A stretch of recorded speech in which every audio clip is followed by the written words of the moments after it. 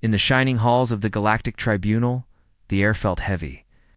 It shimmered like heat, full of quiet whispers and smug laughter. Hundreds of alien leaders and spectators had come from across 5 star systems.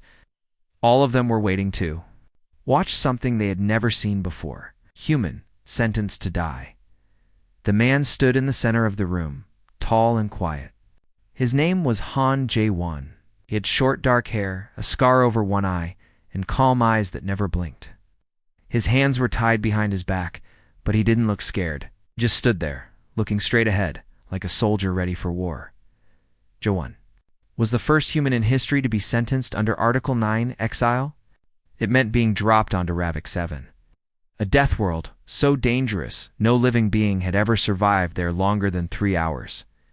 The planet had acid storms, flying monsters, boiling heat, and creatures that could eat a ship whole.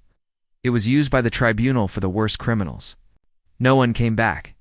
The Grand Magistrate, a tall alien with silver skin and pulsing gills, stepped forward. His name was Kralax, and he had judged many cases in his time. He raised his hand. "You are hereby sentenced," he said, "to be transported to Ravik 7. You will be dropped with basic survival gear. You will die there alone, just like all others before you." The crowd didn't cheer, but many smiled. They liked watching humans fail. They thought humans were wild, dangerous, and full of pride. Kralax leaned forward. "Do you have any last words, human?" Jae-won tilted his head slightly. His voice was quiet but firm. "Yeah," he said. "You're going to regret this." Was a pause. Then the crowd laughed. They always laughed before the lesson that night. Jae-won was loaded into a pod and launched from orbit. The pod cut through Ravik's black sky like a falling star, fire dancing across its sides. It hit the rocky ground hard, throwing dust high into the air. The galactic broadcast channel began streaming live. The countdown started. Human survival. Timer: 0 hours, 0 minutes, and 1 second. All over the galaxy, beings watched. In casinos, on warships, and in alien bars, screens lit up. Betting pools opened. Most guessed under 60 minutes. A few said 90. Nobody believed he would last more than 2 hours. Inside the pod, Jae-won was already moving. Survival gear was basic knife, rope, fire starter, a small water filter, and a thin suit with toxin filters. The heat outside was like standing. In an oven, the ground smoked beneath his boots. He didn't complain. He didn't shout. He just walked out of the pod, crouched low, and looked around. J-1 spotted a mountain range in the distance. He narrowed his eyes. "High ground," he muttered. "Better view." And then he moved, fast, low, like a wolf. The creatures of Ravik 7 noticed. From the shadows, huge eyes watched. Some creatures had teeth longer than swords. Some flew with wings like burning glass, but they didn't attack yet. They were curious. The feed showed him climbing, dodging, studying. Every movement was careful, controlled. He moved like someone who had done this before, an hour or two. Jae-won found a cave near the ridge. It was small, but hidden.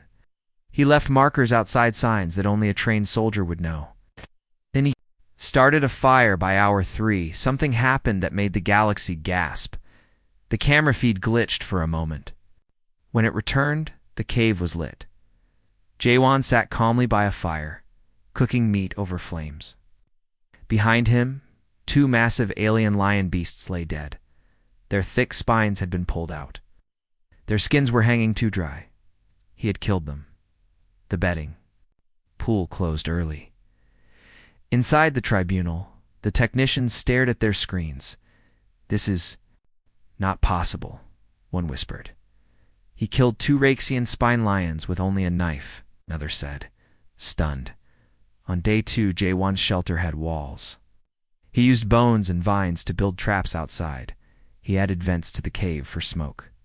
He reinforced the roof with fire-baked mud and sharp stones. The creatures of Ravik came close during the night, but none dared to attack. In the morning, a new shock came. He'd captured one of the lizard beast's 6 legs, teeth like drills. It was wearing a rope harness. He was using it to carry supplies. The camera zoomed in.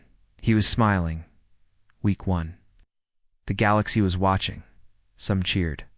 Some were angry. Others couldn't stop watching. They called it the Dead Human Channel. In bars, aliens bet on what he'd build next. On military ships, young soldiers watched with respect. In the tribunal, the judges were silent. An idea was growing. If a single human could do this alone, what were humans really capable of? That's when the tribunal sent a small recon drone to investigate. They wanted to check the area, see if he was getting outside help. Maybe he had found a secret bunker, but the drone never came back. Instead, the feed showed a single wooden sign stuck in the red soil outside Jae-won's camp. Carved with a knife, it said, "Send another one." I could use the parts. The room went cold. In the shadows, one alien general whispered to another, "He's not surviving. He's winning." The galaxy had never seen anything like it. What was meant to be a death sentence had turned into something else. Something dangerous. Something inspiring. The Dead Human Channel was now the most watched broadcast in 5 sectors. Day, beings of all kinds tuned in, just to see what the Terran would do next and every day. Han Jae-won did not die. He built, he hunted, he conquered. By the 3rd week, he had created a camp that looked more like a fortress. Bone spikes lined the outer walls. Energy snares from his survival kit were placed at weak points. At night, the glowing eyes of Ravik's beasts watched from the trees, but they didn't come closer anymore. Inside his camp, Jae-won had fire, shelter, clean water, and food. He even started carving messages into stone walls, warnings, stories, and small drawings of Earth, a place no alien had ever seen. But Jae-won remembered.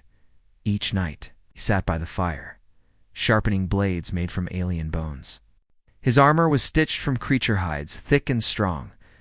The 6-legged lizard beast now followed him like a loyal dog, carrying logs, bones, and weapons, and always he stared up at the sky. He knew the tribunal was watching. He wanted them to dot in the Galactic Tribunal chamber. Fear had replaced laughter. The judges now spoke in whispers. Some wanted the feed cut. Others said it was too late. Across the galaxy, people had seen it all. Worse, they liked it. "You must do something," said one alien ambassador. "He's making us look like fools." The humans said nothing. Earth had stayed silent from the beginning. They had made no protests, no angry statements, no demands. That silence now felt louder than any speech. In the 2nd month, something new happened. Jae-won found something buried deep in the southern cliff's erect prison ship, old and rusted, lost long ago. Its metal frame was broken, vines growing over its hull. But inside were parts, weapons, tools, old technology. Jae-won smiled.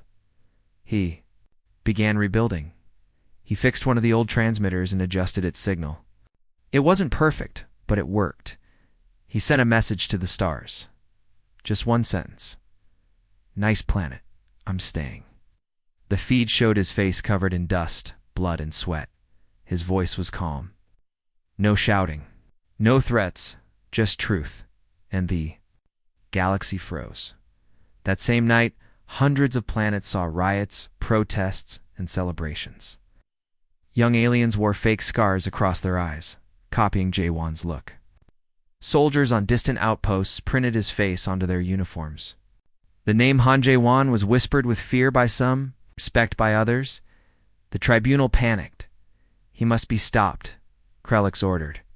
"He's not dying. He's becoming legend." They tried to silence the feed. They announced that the human was dead, killed by a storm.